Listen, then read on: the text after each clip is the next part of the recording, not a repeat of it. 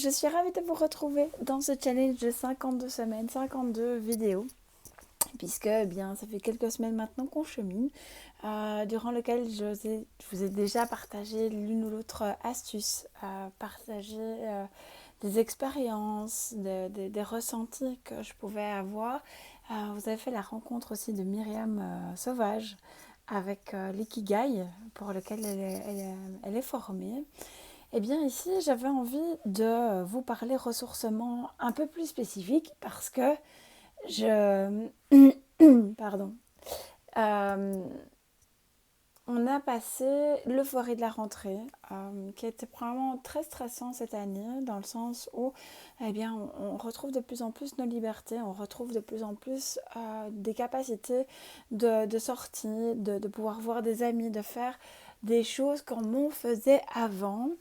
Eh bien, j'ai envie d'attirer votre attention dans cette vidéo au travers de votre ressourcement. Vous avez probablement peut-être pris des vacances, vous avez peut-être fait l'un ou l'autre week-end prolongé, si vous n'êtes pas parti à l'étranger, que pour pouvoir recharger votre batterie, que pour pouvoir dire ok, oh, je viens de vivre une année wow, super complexe, super chargée, eh bien là je prends soin de moi et je vais vraiment faire des choses qui me plaisent, etc. Donc en général, aux alentours de la rentrée, on a toujours plein d'objectifs, plein d'idées, plein d'énergie, etc.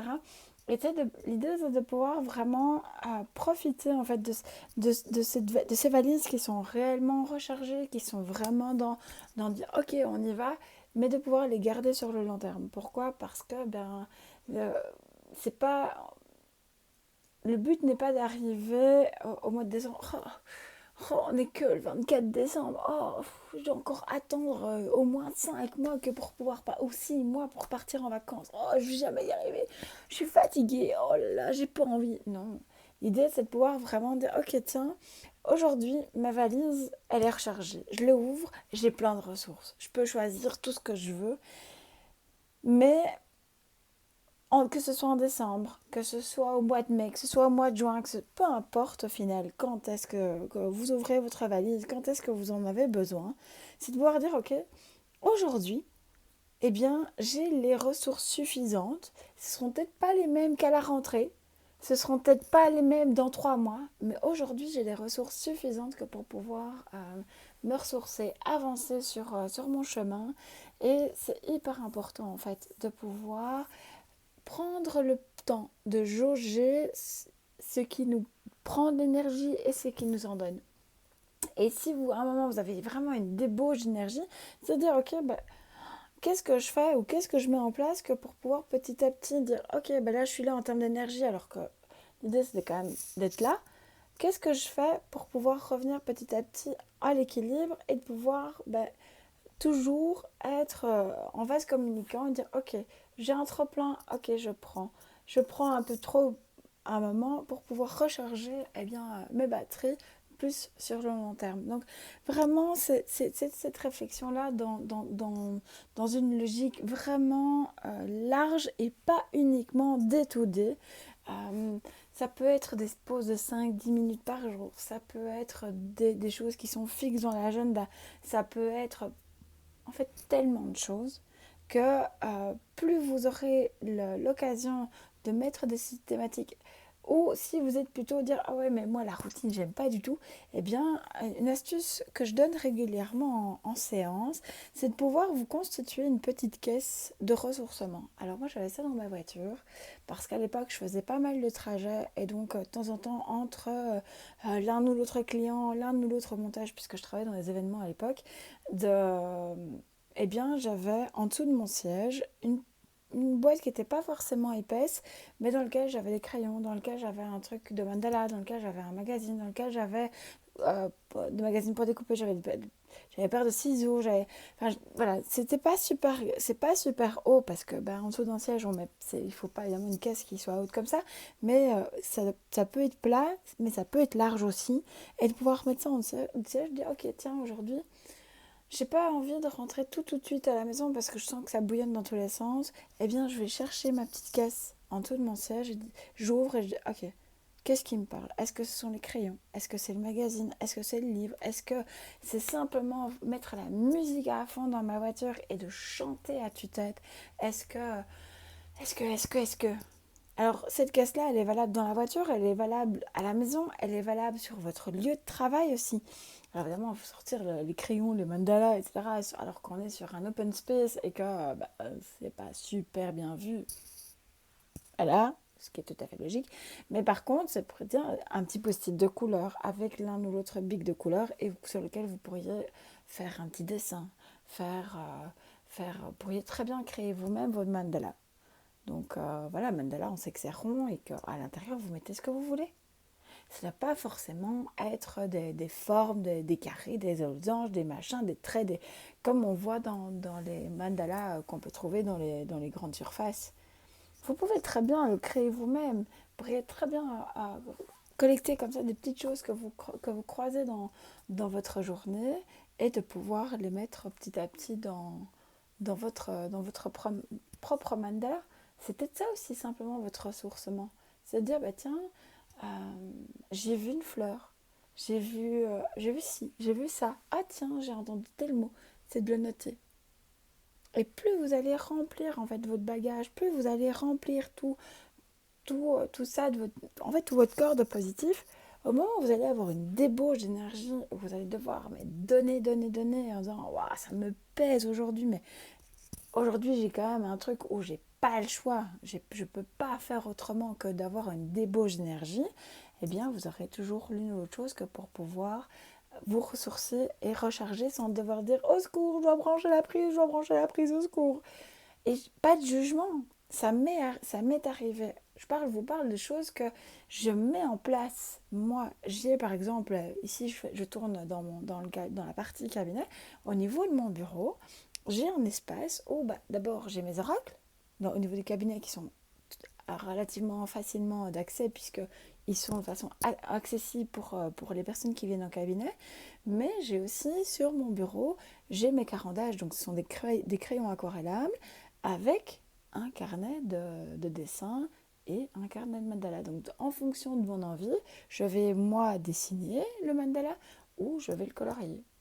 Voilà, pour ce challenge, de temps en temps, quand j'ai besoin de pouvoir, ok, tiens, j'ai envie de partager ci, j'ai envie de partager ça et ça. Ok, hop, je fais un moment de recentrage. Alors, il y a la respiration, il y a plein de choses pour le recentrage, mais c'est vrai que moi, le dessin fonctionne très très bien. Je dis, ok, je prends mon mandala, je vais faire quelques couleurs. Je ne dois pas forcément le terminer, parce que j'ai un dessin qui est commencé depuis 3-4 jours. Eh bien, il va se faire de plus en plus ouais, petit à petit, quoi, en fonction de mon besoin, en fonction de mes envies. Et si je commence l'un et puis je sens que celui-là, ça devient un peu too much, je recommence un autre. C'est mon cahier. Je m'en fiche, en fait, que je n'attends pas forcément que tout le dessin soit terminé que pour pouvoir changer. Si aujourd'hui, j'ai envie de faire A et que demain, j'ai envie de faire B, c'est OK.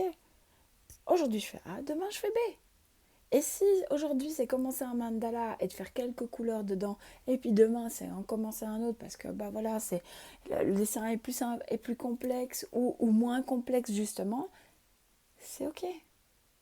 C'est ok. Il n'y a pas de jugement à avoir, il y a pas de contrainte, il n'y a pas d'obligation dans votre ressourcement. Vous faites ce que vous avez envie au moment où vous en avez besoin.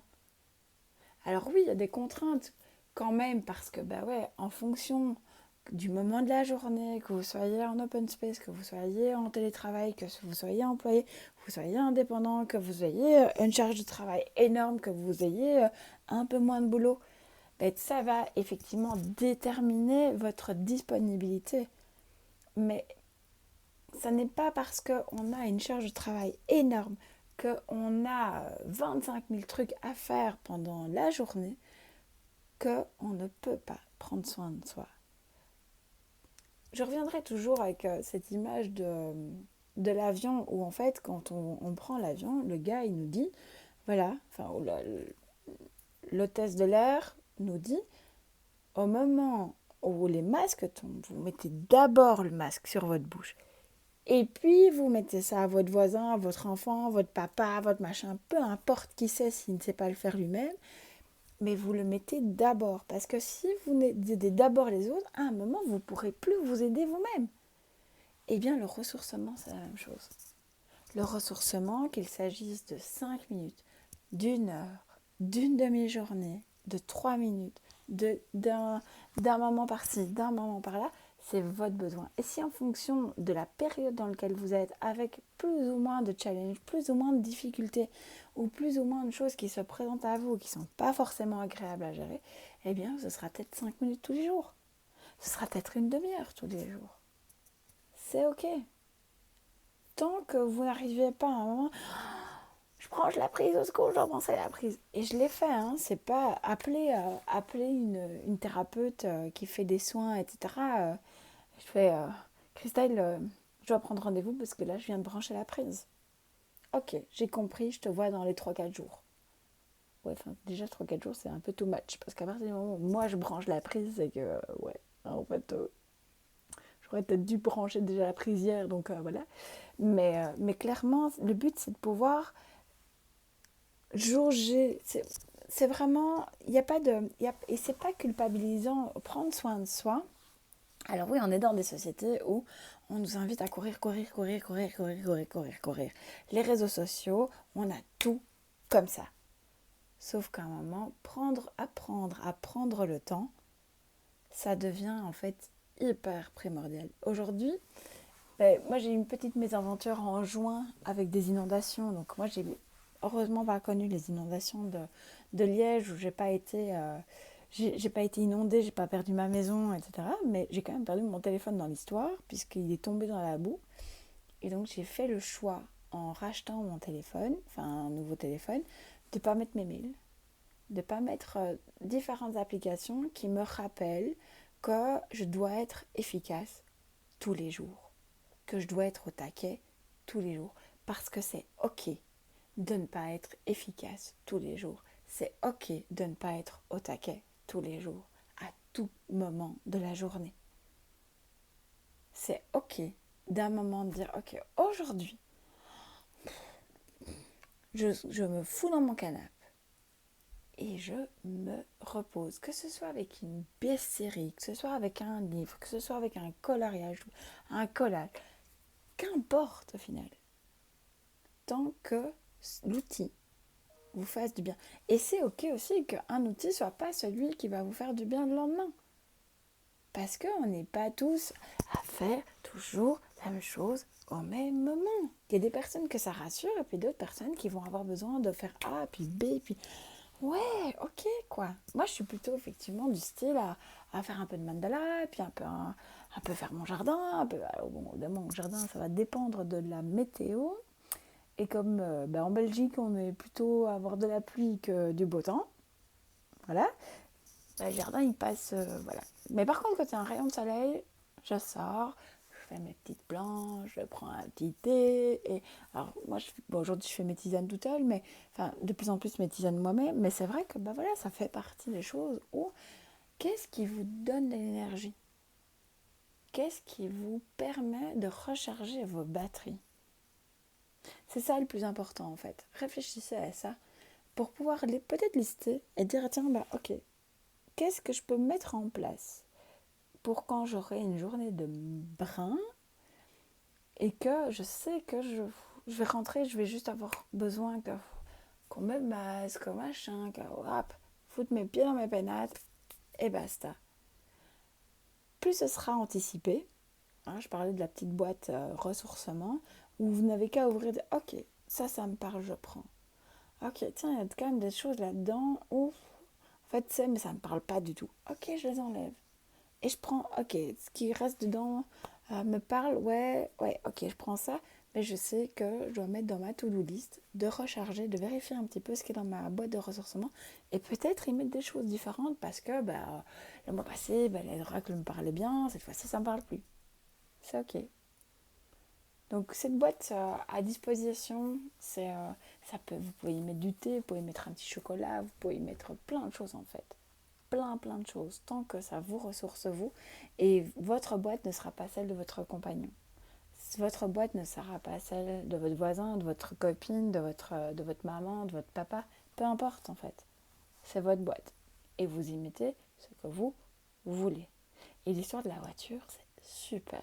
Parce qu'en fait, bien souvent, de la voiture, on est toute seule. Ou tout seul au volant. Et donc, c'est un terrible moment. Moi, je lis beaucoup. Enfin, non, c'est pas vrai. Je lis pas, j'écoute les livres. Et donc, en final, mon subconscient, il prend les informations dont il a besoin au moment où il en a besoin. Et parfois, je réécoute une fois, deux fois, trois fois le livre, parce que du coup, à chaque lecture, à chaque audio, eh bien, j'ai une information pertinente qui me permet de passer à un step ou d'avoir une réponse à une question. Voilà, ça fait partie des choses que moi je mets en place. Donc, posez-vous la question et je vous retrouve la semaine prochaine encore pour vous donner plein d'astuces.